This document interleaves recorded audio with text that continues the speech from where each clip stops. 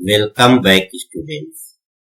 In the previous section, you have learnt about combined resistance of two resistors connected in series as well as in parallel.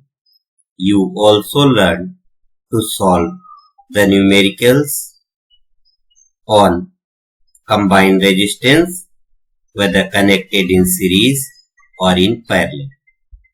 In this video, you will learn about heating effect of electric current. You know that cell is the source of electrical energy. Chemical reactions within the cell produce electrons at its anode. As you can see here, I have given the chemical reactions taking place at anode and cathode in a dry cell.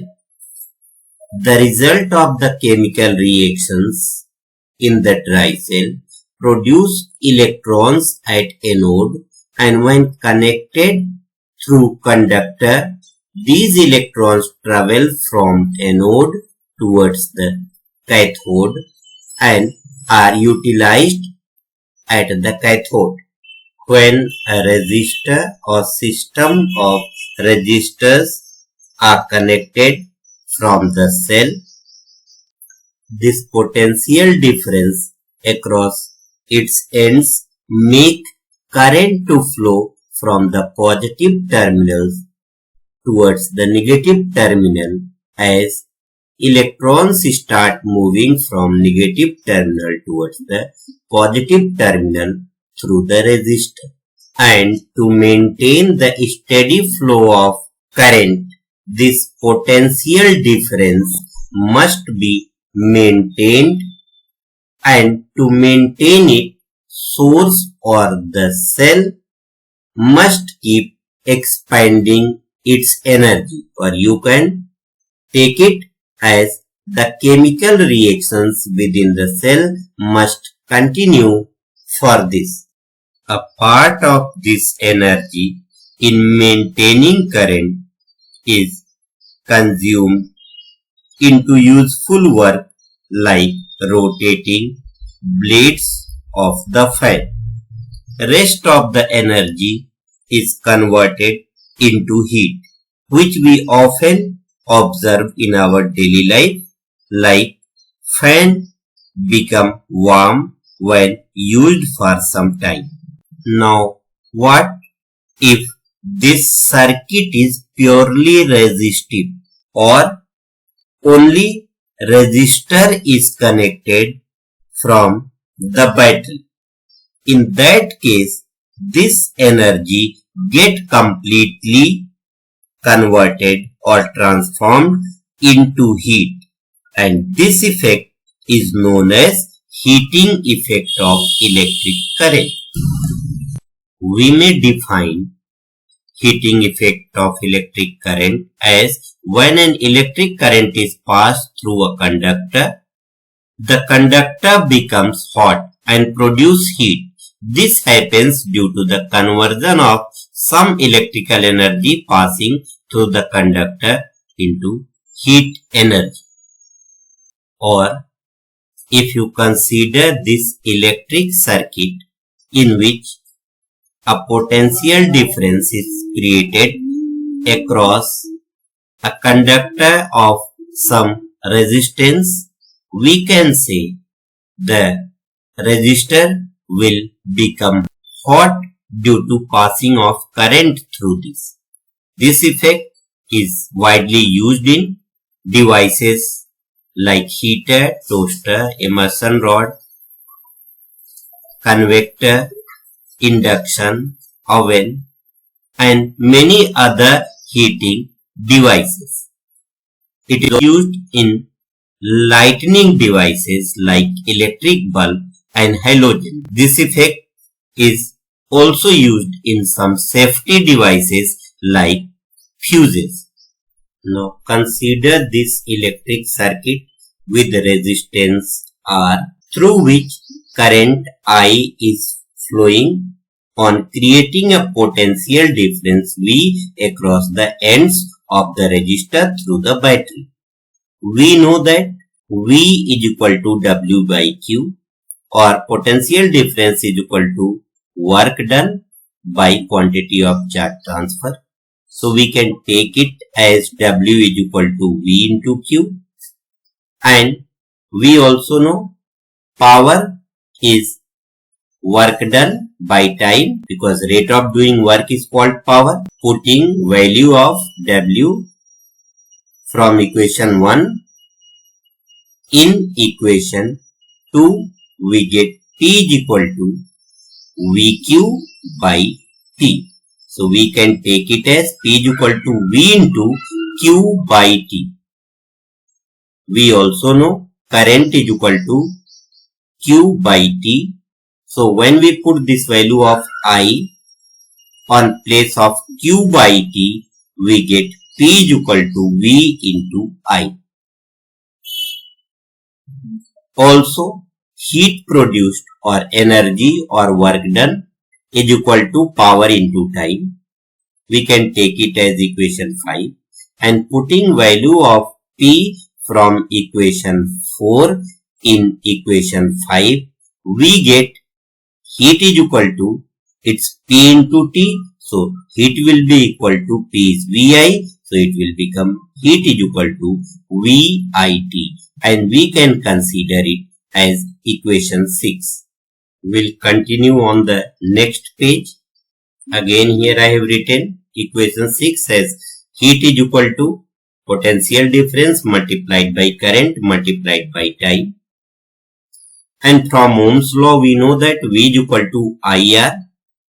Putting this value of V from equation 7 into equation 6, we can get heat is equal to V, that is IR, multiplied by I multiplied by T. So heat will be equal to IR into IT, that will become heat is equal to I square RT, and we can take it as equation 8 for further use. This equation H is equal to I square RT gives Joule's law of heating, according to which this equation clearly states heat is directly proportional to square of the current. Heat is directly proportional to the resistance, and also heat is directly proportional to the time. So with this concept we can define Joule's law of heating as when a current I passes through a conductor of resistance R for time T, then the heat developed in the conductor is proportional to number 1 is square of the current, provided that the resistance and time is constant, directly proportional to resistance, provided that current and time are constant, and also it is directly proportional to time, provided that current and resistance are constant. When we take this formula H is equal to VIT again and take from Ohm's law I is equal to V by R and put this value of I is equal to V by R in this equation, we get H is equal to V into I, that is V by R. So V into V by R into T, that will bring H is equal to V square into T by R. So finally we can take these formulas, heat or H is equal to VQ, H is equal to VIT, H is equal to I square RT, and H is equal to V square into T by R. Here you have to remember one thing, that any formula that you know to calculate heat can also be used to calculate energy as well as work done if there is no loss of the energy. So here these are the formulas. Now we'll use these formulas to solve two numericals. Here is the first numerical. How much heat is produced by a heating coil of resistance 100 ohm used for 10 minutes which draws 6 ampere current from the mains. So here the solution for you. R resistance is given 100 ohm. Current is 6 ampere and time is 10 minutes. We can change these minutes into seconds to get our answer in SI unit.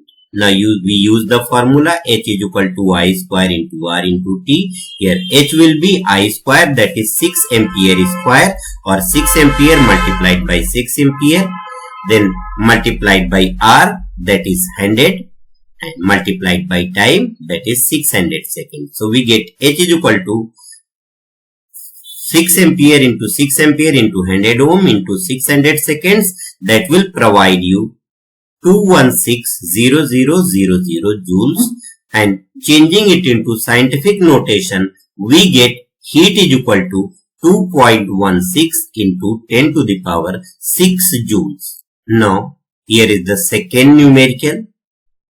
An electric motor takes 5 ampere from a 220 volt line.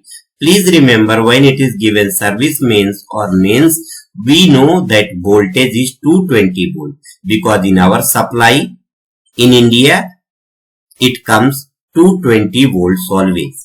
So now in this case you determine the energy consumed by motor in 2 hours. So current is 5 ampere, potential difference is 220 volts, time is 2 hours. So using formula heat is equal to VIT, and same formula we can use to calculate energy. So here I have written E is equal to VIT is equal to 220 volt multiplied by 5 ampere multiplied by 2 hour. So energy will be equal to 220 volt into 5 ampere into 2 hour converted into seconds, that is 2 into 3600 seconds, and when we multiply this all, we get energy is equal to 7920000 joules, and in scientific notation energy is equal to 7.92 into 10 to the power 6 joules. Hope you will enjoy this video too and solve numericals based on the formulas learned. Thank you.